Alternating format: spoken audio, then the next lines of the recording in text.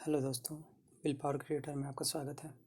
आज हम 10 अक्टूबर को होने वाले पैरामेडिकल की प्रवेश परीक्षा जो कि झारखंड के द्वारा JSCECB के द्वारा होने वाली है, उसके लिए हम कुछ प्रश्न लाए हुए हैं जो कि पिछले एग्ज़ाम में आए हुए प्रश्न हैं जो पैरामेडिकल के होने वाले एग्ज़ाम के लिए काफ़ी महत्वपूर्ण होंगे। तो चलिए देखते हैं इन प्रश्नों को।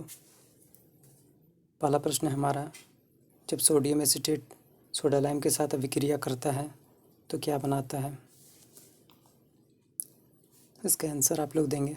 इसके लिए आपको कुछ समय दिया जाएगा, फिर उसके बाद आंसर बता दिया जाएगा। तो जब हम सोडियम एसीटेट सोडा लाइम के साथ अभिक्रिया करते हैं तो बनाता क्या है? फर्स्ट ऑप्शन है मिथेनॉल, एथेन, एथाइन या मीथेन। इसका आंसर होगा मीथेन बनाता है। जब सोडियम एसीटेट सोडा लाइम के साथ अभिक्रिया करेगा तो मीथेन का निर्माण होगा। मीथेन का CH4 होता है। नेक्स्ट क्वेश्चन देखते हैं। जब NH3 गैस में HCl के छड़ ले जाने पर निकलता है कौन सा धुआं निकलता है, वो बताना है आपको। इसका आंसर दीजिए।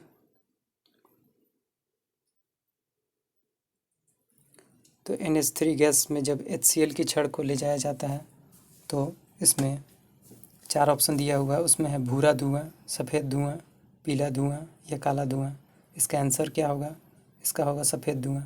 NH3 गैस में जब HCl की छड़ को ले जाया जाता है तो सफ़ेद धुआं का निर्माण होता है। नेक्स्ट क्वेश्चन है, नाइट्रोजन का लिटमस के प्रति व्यवहार है। यहाँ 4 ऑप्शन दिया हुआ है। पहला अम्लीय, दूसरा क्षारीय, तीसरा अम्लीय तथा क्षारीय, चौथा उदासीन।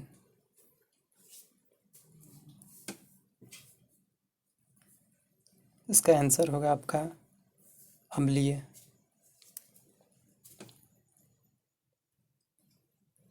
जो कि अम्लीय गैस का निर्माण करता है।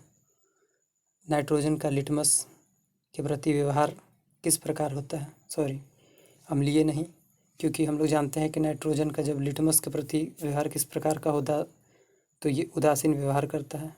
जब भी इस प्रकार का प्रश्न है, ये जब भी ये प्रश्न है तो आप इसका आंसर उदासीन ही मारेंगे, क्योंकि नाइट्रोजन एक उदासीन अभिक्रिया के तहत आता है। नेक्स्ट क्वेश्चन देखते हैं। यूरिया जो कि NH2CONH2 के रूप में नाइट्रोजन का इसमें प्रतिशत क्या होता है, ये बताना है आपको। यूरिया का सूत्र आप पता रखिएगा, NH2CONH2 होता है।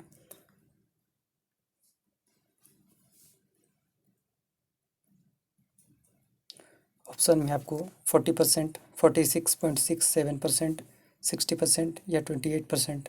इसका आंसर होगा आपको 46.67%।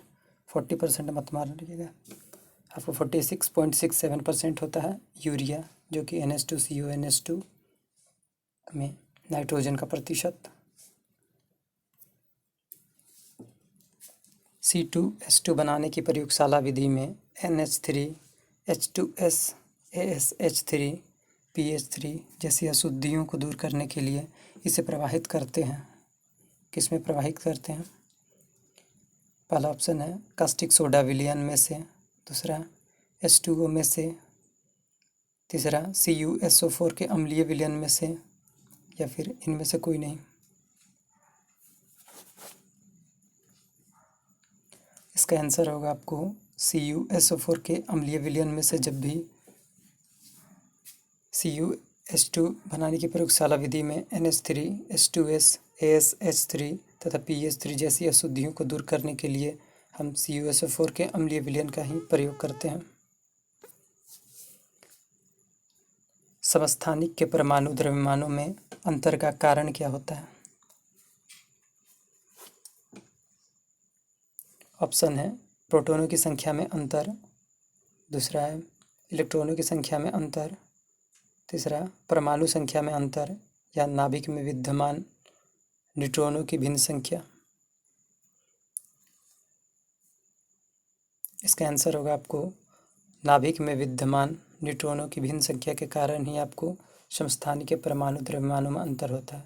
यहाँ पे द्रव्यमानों की बात की जा रही है, जो कि नाभिक में विद्यमान जो न्यूट्रॉन भिन्न न्यूट्रॉन होते हैं, न्यूट्रॉनों की भिन्न संख्या के कारण ही परमाणु द्रव्यमान में अंतर होता है।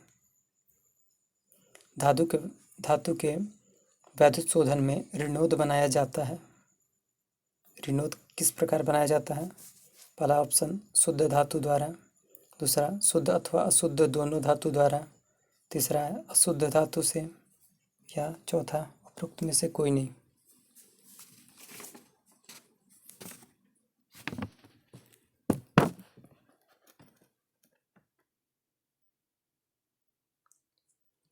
इसका आंसर होगा आपको शुद्ध धातु द्वारा। धातु के वैद्युत शोधन में ऋणोद बनाया जाता है शुद्ध धातु के ही द्वारा।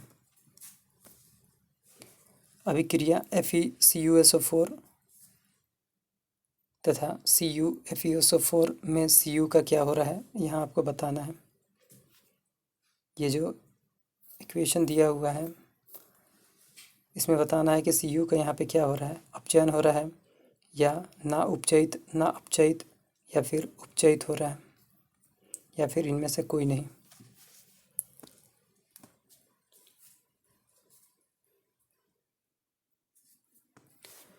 तो हमें पता होगा कि FeCuSO4 को जब CuFeSO4 के रूप में जब तोड़ा जाता है तो Cu का यहाँ पे अपचयन होता है, ये अपचयित होता है और Fe उपचयित होता है। आइंस्टीन का द्रव्यमान ऊर्जा समीकरण यहाँ पे दिया हुआ है, ये तो खैर आपको पता ही होगा। यहाँ 4 ऑप्शन है, इसका आंसर फटाफट बताएं। पहला है M=EC², सेकंड है E=MC², थर्ड है M=CE, फोर्थ है E=MC। इसका आंसर होगा आपको E=MC²। यह है आइंस्टीन का द्रव्यमान ऊर्जा समीकरण। 10 ग्राम पानी तथा 5 ग्राम CO2 में उपस्थित अणुओं का अनुपात बताना है। ये सारे प्रश्न पैरामेडिकल के पिछले एग्जाम में आए हुए प्रश्न हैं, तो ये आपके लिए काफ़ी महत्वपूर्ण हो सकते हैं। इसका आंसर होगा आपको 44:9। 10 ग्राम पानी में तथा 5 ग्राम CO2 में उपस्थित अणुओं का अनुपात बताना है। ये 44:9 के रूप में होगा। 16 मिलीलीटर हाइड्रोजन का विसरण 100 सेकेंड में होता है, उसी समय में CO2 के विसरण का आयतन होगा। इस इक्वेशन को सॉल्व करना है, जहाँ पे इसका मान आपको दिया हुआ है 32, ऑक्सीजन का 16 तथा हाइड्रोजन का 1। ये इसका समस्थानिक मान है। तो जब इसे आप सॉल्व करेंगे तो इसका आंसर आपको आएगा 2.828 मिलीलीटर। इसका आंसर आपको आएगा। नेक्स्ट क्वेश्चन है 18 कैरेट सोने में सोने का प्रतिशत बताना है। कितना 18 कैरेट में? 18 कैरेट सोने में सोने का प्रतिशत 100%, 75%, 50 या 80। आंसर होगा आपको 75% होता है, 100% मत मारिएगा। कार्बोक्सिलिक एसिड में उपस्थित रहता है कौन सा अणु या कौन सा बॉन्ड? क्वेश्चन में है कार्बोक्सिलिक एसिड। तो कार्बोक्सिलिक एसिड में हमें पता है कि COOH बॉन्ड होता है, जो कि कार्बोक्सिलिक एसिड में होता है। गैस का दिया गया द्रव्यमान 400 सेंटीमीटर क्यूब स्थान घेरता है जब गैस पर दाब 1 वायुमंडल तथा तापमान 7 डिग्री सेल्सियस है। यही 77 डिग्री सेल्सियस तथा 1.25 वायुमंडल दाब पर गैस का आयतन क्या होगा?